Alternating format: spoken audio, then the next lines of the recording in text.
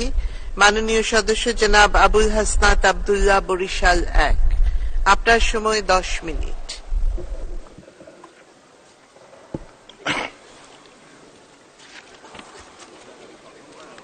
বিসমিল্লাহির রহমানির রহিম। মাননীয় স্পিকার, মহামান্য রাষ্ট্রপতি ভাষণের উপর আনিত ধন্যবাদ প্রস্তাবের উপর আলোচনার সুযোগ দেওয়ার জন্য আপনাকে ধন্যবাদ জানাই। বক্তব্য শুরুতে আমি গভীর শ্রদ্ধার সাথে স্মরণ করছি স্বাধীন বাংলাদেশের মহান স্থপতি, সর্বকালের সর্বশ্রেষ্ঠ বাঙালি, জাতির পিতা বঙ্গবন্ধু শেখ মুজিবুর রহমানকে।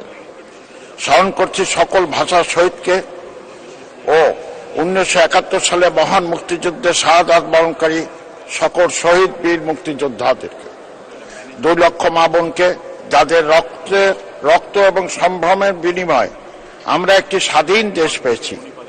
আমি স্মরণ করছি 1975 সালে 15ই আগস্ট জাতির পিতা বঙ্গবন্ধু শেখ মুজিবুর রহমানের সাথে শাহাদাত বরণকারী বেগম ফজিলাতুন্নেসা মুজিব, শেখ কামাল, শেখ জামাল, শেখ রাসেল, সুলতানা কামাল, পারভিন জামাল, রোজি, শেখ আবু নাসের, আমার পিতার সাবেক মন্ত্রী আব্দুর রব সাইনিয়াবাদ, আমার ভাই আরিফ সাইনিয়াবাদ, শহীদ সাইনিয়াবাদ, আমার বোন আরজুমণি বেবি সাইনিয়াবাদ, আমার ভগ্নিপতি যুবলীগ প্রতিষ্ঠাতা সভাপতি শেখ ফজলুল হক মনি ও আমার 4 বছরের শিশুপুত্র সুকান্ত বাবুকে।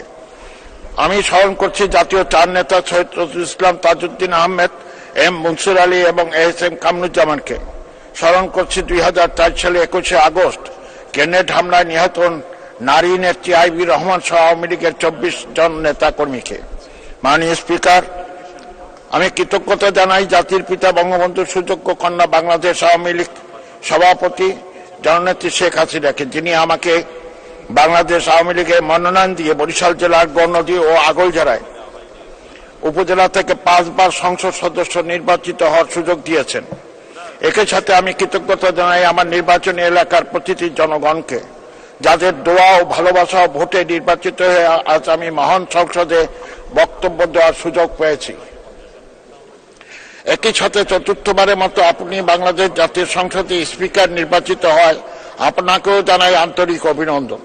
মাননীয় স্পিকার, বাংলাদেশ সংবিধান সমুন্নত সংসদীয় গণতন্ত্রের ধারা অব্যাহত রেখে বিভিন্ন দেশি বিদেশি ষড়যন্ত্র নস্যাৎ করে অবাধ, সুষ্ঠু, নিরপেক্ষ নির্বাচনের মাধ্যমে বঙ্গবন্ধু কন্যা জননেত্রী শেখ হাসিনা 5মবারের মতো বাংলাদেশের প্রধানমন্ত্রী নির্বাচিত হওয়ায় আমি তাকে প্রাণ ঢালা অভিনন্দন জানাচ্ছি ও তার সুস্বাস্থ্য দীর্ঘায়ু কামনা করছি।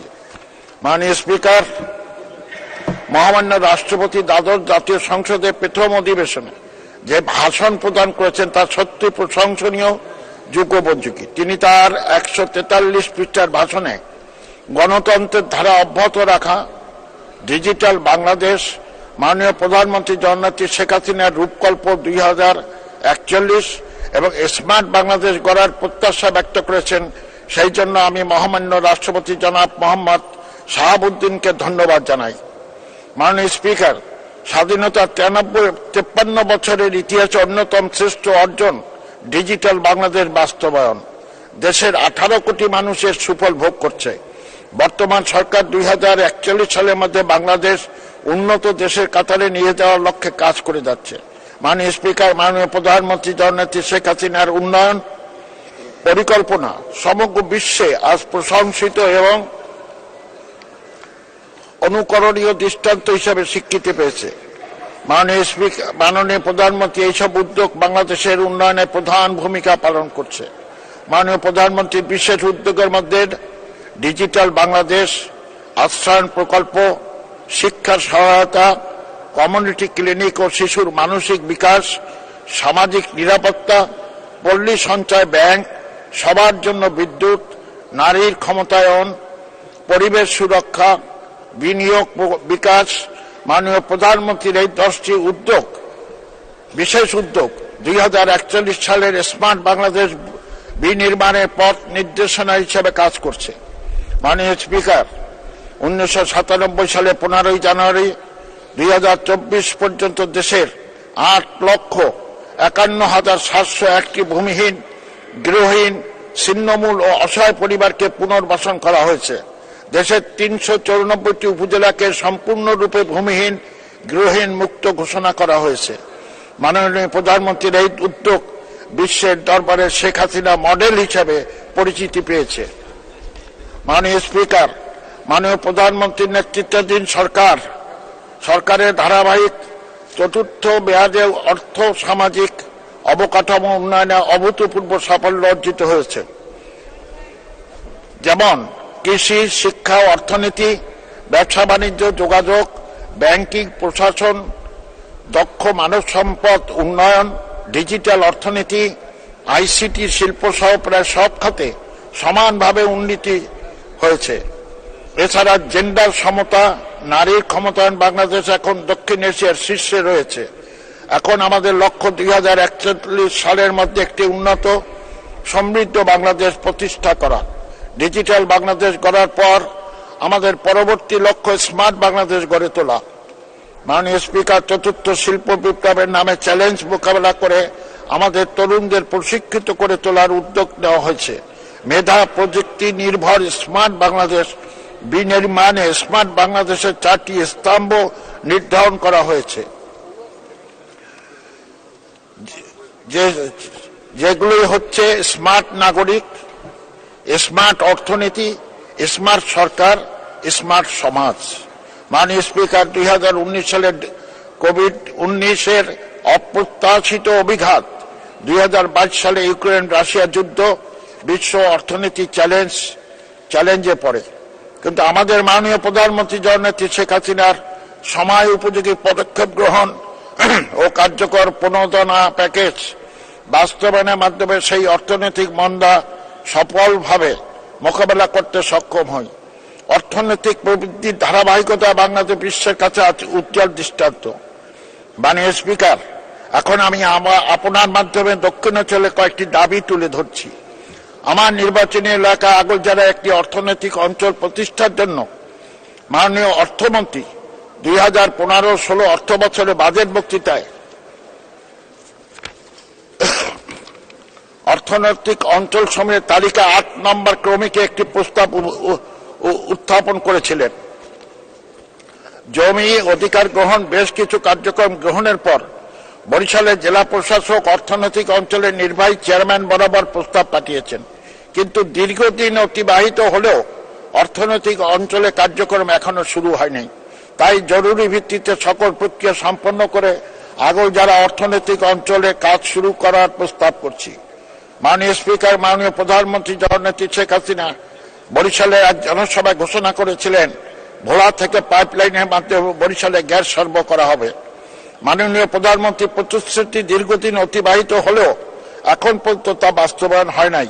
তাই জরুরি ভিত্তিতে মাননীয় প্রধানমন্ত্রীর ঘোষণা বাস্তবায়নের অনুরোধ জানাচ্ছি। মাননীয় স্পিকার, ঢাকা বরিশাল মহাসড়কটি ভাঙ্গা থেকে বরিশাল পর্যন্ত 4 লেন উন্নীত করার কাজটি অত্যন্ত ধীর গতিতে চলছে। ফলে দ্রুতগামী যানবাহনগুলোর সরু রাস্তায় নিয়ন্ত্রণ হারিয়ে অসংখ্য দুর্ঘটনা সহ প্রাণহানি ঘটনা ঘটছে। তাই ভাঙ্গা থেকে বরিশাল পর্যন্ত 4 লেনের কাজ দ্রুত বাস্তবায়নের জন্য সড়ক ও সেতু মন্ত্রীর দৃষ্টি আকর্ষণ করছি। মাননীয় প্রধানমন্ত্রী জননেত্রী শেখ হাসিনা বরিশাল সফরকালে জনসভায় ঘোষণা করেছিলেন, বরিশালে একটি পূর্ণাঙ্গ মেডিকেল বিশ্ববিদ্যালয় চালু হবে।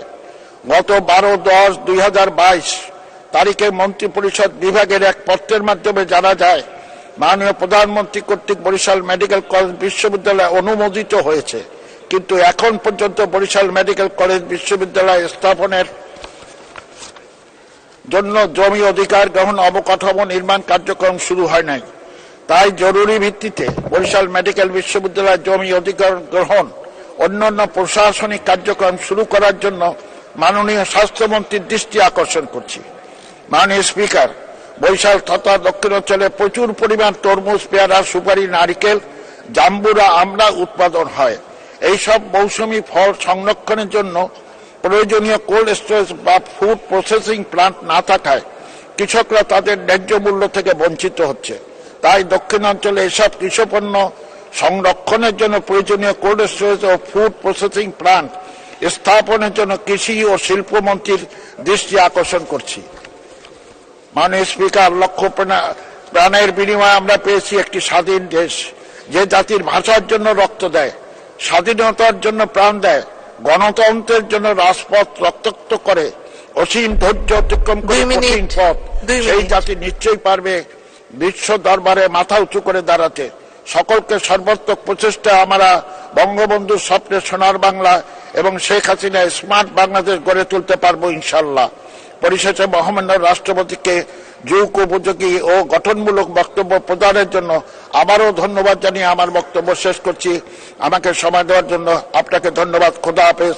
জয় বাংলা, জয় বঙ্গবন্ধু, বাংলাদেশ চিরজীবী হোক। ধন্যবাদ মাননীয় সদস্য।